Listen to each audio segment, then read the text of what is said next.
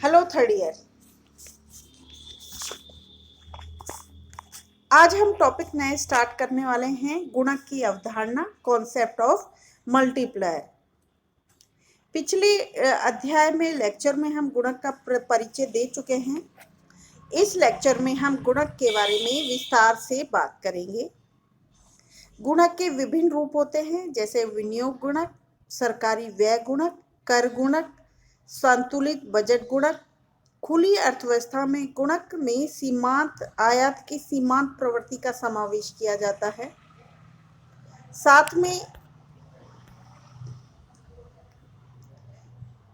स्थिर गुणक और प्रावेगिक गुणक का अंतर भी स्पष्ट किया जाएगा। आगे चलकर केंद्रीय बजट के अध्ययन के समय आवश्यकता अनुसार मुद्रा गुणक का भी विवेचन किया जाएगा। गुणक का विचार 1930 के दशक में सर्वप्रथम आर.एफ. काहन ने रोजगार गुणक के रूप में प्रस्तुत किया था। इसमें कुल प्रत्यक्ष व अप्रत्यक्ष रोजगार की मात्रा में प्रारंभिक प्रत्यक्ष रोजगार की वृद्धि का भाग दिया जाता है। जैसे मान लीजिए किसी आर्थिक प्रक्रिया में शुरू में 10 व्यक्तियों को काम मिला, जिसके फलस्वरूप आगे चलकर विभिन्न आर्थिक क्रियाओं में कुल 40 व्यक्तियों को काम दिया जा सका, तो रोजगार गुणक 40/10 बराबर 4 माना जाएगा। कीन्स का विनियोग गुणक, इसे विनियोग गुणक या आय गुणक भी कहते हैं। इसे आजकल व्यय गुणक के नाम से भी जाना जाता है।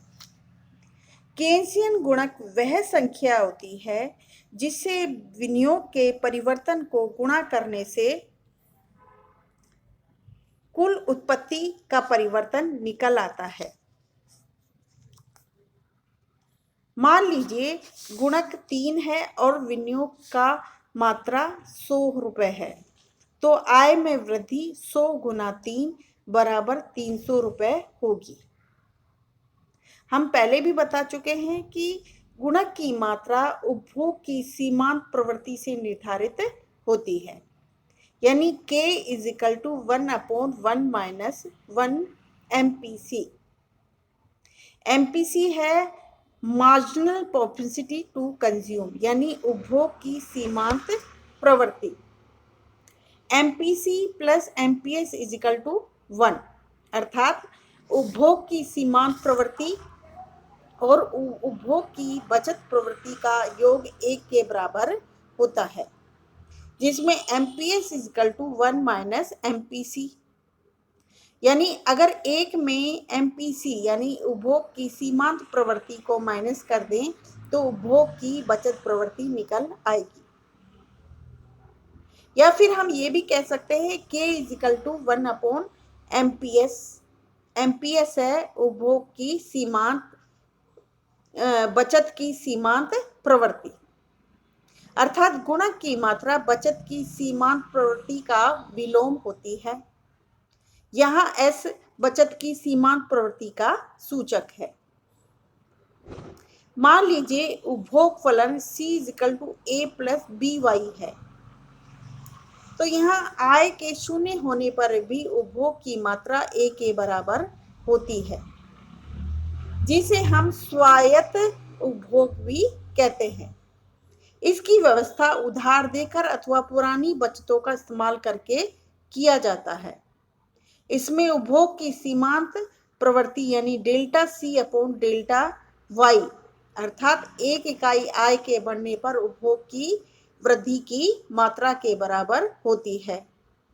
अतः जहां गुणक यानी K = 1/1 - B माना जाएगा, यदि उपभोग फलन C = 40 + 2/3Y होता है, तो गुणक का मान K = 1/1 - 2/3 = 1/1/3 = 3 होगा।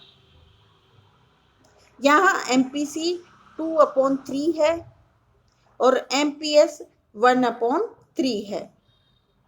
2/3 + 1/3 1 के बराबर होता है।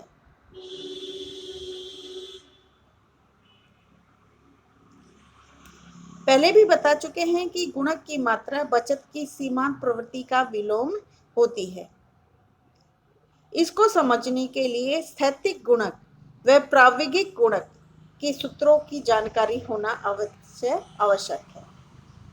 पहला है स्थैतिक गुणक या तार्किक गुणक। स्थैतिक गुणक के समय का विलंब यानी समय टाइम लैग नहीं होता, अर्थात विनियोग करते ही बढ़ाते ही आय में उसी समय वृद्धि हो जाती है। इसमें अवधि विश्लेषण नहीं शामिल होता। इसे हम लॉजिकल मेथड से सिद्ध कर सकते हैं। दो सूत्रों से इन्हें निकाला जा सकता है। पहली विधि y = c + i। c उपभोग है, i निवेश है और y आय है। अतः delta y = delta c + delta i। Delta परिवर्तन को बताता है, यानी आय में परिवर्तन, उपभोग में परिवर्तन, विनियोग में परिवर्तन। तीनों चल राशियों में अगर डेल्टा y का हम भाग दें तो सूत्र का रूप हो जाएगा delta y upon delta y is equal to delta c upon delta y plus delta i upon delta y, यानी 1 is equal to delta c upon delta y plus delta i plus delta y। अगर हम इनको व्यवस्थित करें तो गुणक का विलोम यानी delta i upon delta y is equal to 1 minus delta c upon delta y, और delta c upon delta y किसके बराबर है? MPC के बराबर, यानी 1 minus MPC। Delta y upon delta i यानी गुणक किसके बराबर हो गया? 1 अपॉन 1 माइनस MPC, यानी इजिकल टू 1 अपॉन MPS। अब दूसरी विधि की बात करें, उपभोग फलन C is equal to A plus B Y। B क्या है? MPC यानी सीमांत की उपभोग प्रवृत्ति। A क्या है? स्वायत्त उपभोग। Y क्या है? आय। आय की दी हुई मात्रा YT के साथ विनियोग की दी मात्रा I की को लेने पर Y2 के विलोम में I2 होने पर निम्न संतुलन इस प्रकार से व्यक्त कर सकते हैं। y1 is equal to a plus b y1 plus i1 is equal to 1। जब आय में परिवर्तन हो जाता है तो यानी y2 is equal to a plus B Y y2 plus i2। समीकरण 2 को समीकरण 1 में घटा दें, यानी y2 minus y1 is equal to b y2 minus y1 plus i2 minus i1। तो delta y is equal to b delta y plus delta i। जब इसको हम व्यवस्थित करते हैं तो इस प्रकार delta y upon delta i is equal to 1 upon 1 minus B, वो ही गुणक का सूत्र निकल आता है। गुणक is equal to 1 upon 1 minus B, यानी 1 अपॉन 1 माइनस MPC। यह उपभोग की सीमांत बचत प्रवृत्ति सीमांत प्रवृत्ति है। ऊपर से सिद्ध होता है कि सीमांत बचत प्रवृत्ति का विलोम ही गुणक होता है। यह गुणक समय रहित या एक साथ परिवर्तन को बताता है। इस प्रकार ये स्पष्ट हो जाता है कि गुणक की मात्रा उपभोग की सीमांत प्रवृत्ति से निर्धारित होती है। उपभोग की सीमांत प्रवृत्ति जितनी अधिक होगी गुणक की मात्रा उतनी ही अधिक होगी। उपभोग की सीमांत प्रवृत्ति जितनी नीचे होगी गुणक की मात्रा उतनी ही नीचे होगी, जैसा कि इस तालिका में बताया गया है। MPC 0 होने पर गुणक की मात्रा 1 होगी। MPC 0.25 होने पर 1.3 होगी गुणक की मात्रा, और जैसे जैसे MPC बढ़ाते जाते हैं गुणक की मात्रा वैसे ही वैसे बढ़ती जाती है, यानी गुणक की मात्रा 1 से अनंत तक जा सकती है। जैसे MPC 0 होने पर गुणक का मान 1 होता है। इसका तात्पर्य विनियोग 100 रुपए बढ़ाने पर आमदनी 100 रुपए ही बढ़ेगी, क्योंकि यहाँ पर MPC 0 है। इसमें उपभोग पर व्यय न करने पर आमदनी का बढ़ना रुक जाता है। यानी एमपीसी इजिकल टू 1 हो पर गुणक की मात्रा अनंत हो जाती है। इसका अर्थ है विनियोग के बढ़ने से आय में असीमित वृद्धि संभव होती है। अतः गुणक की मात्रा एमपीसी के अनुपात में बदलती है। पिछले अध्याय में बचत व विनियोग की रेखाओं के परस्पर कटाव से संबंधित चित्र के द्वारा विनियोग के वृद्धि का प्रभाव आय की वृद्धि पर दर्शाया गया है। अतः गुणक को चित्र का प्रयोग किया गया है। दूसरा है प्रावेगिक गुणक। इसे ब्रूमन व अन्य लेखकों ने प्रावेगिक गुणक तथा डनबर्ग ने गुणक प्रक्रिया के प्रावेगिकी कहा है। इसमें एक संतुलन से दूसरे संतुलन तक जाने की प्रक्रिया यानी प्रोसेस को स्पष्ट करती है। अर्थात यह बतलाया जाता है विनियोग के होने पर बढ़ने के बाद आय में किस प्रकार वृद्धि होती है। अतः इसमें अवधि का भी समावेश होता है। अतः प्रथम अवधि, द्वितीय अवधि, तृतीय अवधि आदि जिससे यह प्रावेगिक गुणक कहलाता है। जैसा चित्र के द्वारा संभव आपको दर्शाया गया है। यहाँ उपभोग फलन C is equal to 50 plus 0.5y है, एमपीसी 0.5 है, जिसमें गुणक की मात्रा 2 होती है और विनियोग 100 रुपये होने पर, शून्य आमदनी पर उपभोग 50 रुपये होता है। अंत में समग्र आय 200 रुपये बढ़ जाती है, जो चित्र द्वारा बताया गया है। OX पे हमने आय ली है।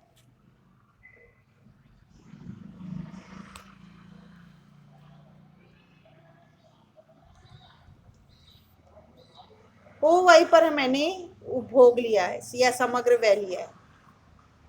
ये 45 डिग्री लाइन है जो कुल पूर्ति को बताता है। ये उपभोग फलन है, उपभोग लेना, और जिसे आई जोड़ देते हैं, विनियोग जोड़ देते हैं, तो ऊपर शिफ्ट होके C प्लस आई होता है, जो कि शुरू में 100 संतुलन था, अब ये दूसरा संतुलन है। और जो ये प्रक्रिया है सीडियोनीमा, इसको हम कहते हैं, इस प्रोसेस को हम कहते हैं प्रावेगिक गुणक।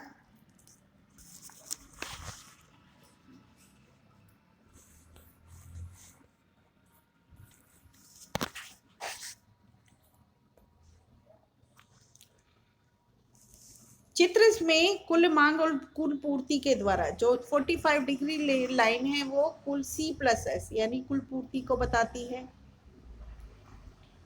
और जहां संतुलन होता है वहां टोटल आय में कितनी वृद्धि हुई है उसको बताता है। पहले आमदनी 100 रुपये थी और अब आमदनी बढ़कर 300 रुपये हो गई, यानी 300 माइनस 100, 200 रुपये बढ़ोतरी होती है। अतः गुणक 2 और विनियोग 100 होने पर आमदनी 200 रुपये बढ़ी है। अगर प्रथम अवधि की बात करें, प्रथम अवधि में आमदनी की वृद्धि डेल्टा आई के बराबर होती है।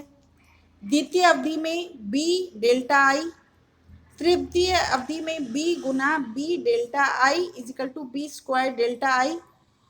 N अवधि में आमदनी की वृद्धि BN माइनस 1 डेल्टा आई। इस प्रकार आमदनी की कुल वृद्धि delta y is equal to delta I plus delta I plus B square delta I plus और BN माइनस 1 डेल्टा आई, ये टोटल डेल्टा आई ब्रैकेट में 1 minus BN upon 1 minus B, geometrical यानी ज्यामितीय प्रोग्रेशन का योग होता है।